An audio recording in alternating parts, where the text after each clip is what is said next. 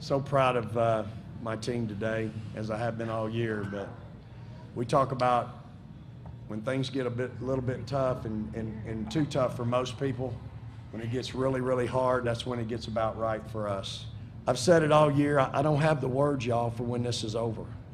These four seniors, I don't have the words. So at least now, I didn't have to have anything. I wouldn't have had anything prepared today.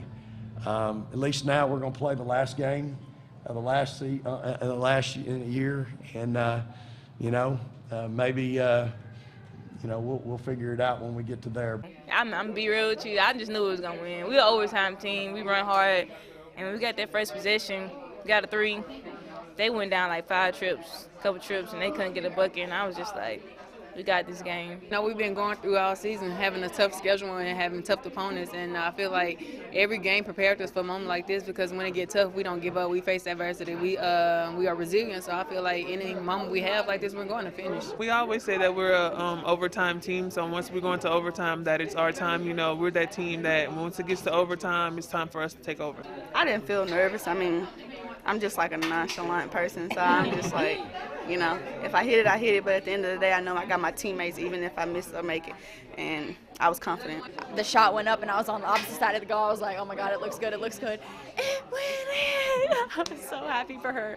She is such a, just great player, and she's made big shots for us all season, so it really doesn't shock me.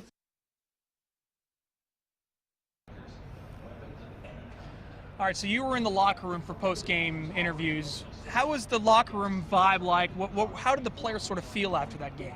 Obvious excitement. Right. I absolutely love Morgan William when she was like, I'll be real with you. When we got to overtime, we're winning that game. She said Vic Schaefer said it in the right after the game as well. Vic Schaefer said once they got to OT, that game was there. And we've been talking about it, how long, about the experience. And you really felt that the experience of the past really showed its head tonight. It certainly did. Down 7 with 7 minutes to go, you sort of got the feeling that, okay, State may be in trouble here, but then they went on that run. Tierra McCowan played all 45 minutes of this game. She also broke the women's tournament record for rebounds total. She did indeed. Women's basketball tournament. So right now, I said it to you off camera, this feels different than the UConn win last year, partially because they play the first game, so they get a chance to scout the second game. By the way, UConn's up 3 with 4 minutes to go on Notre Dame, so that's a very close game.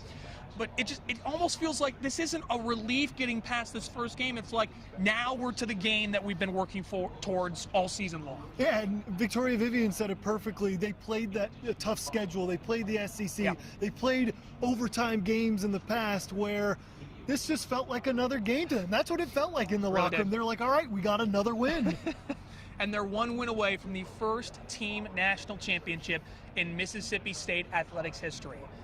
Say it slowly, catch your breath, get some sleep tonight, get ready for Sunday. We're going to have much more tomorrow and leading up to Sunday's game here on WCBI as we prep you for the Bulldogs and the national championship for the 2nd straight year. We're live here in Columbus, Ohio, outside of Nationwide Arena. Tom Ebel and Robbie Donahoe for WCBI Sports. We'll get a live WCBI Sports coverage of the Final Four is brought to you by OCH Regional Medical Center, advanced medicine, compassionate care. And visit Columbus, the city that has it all.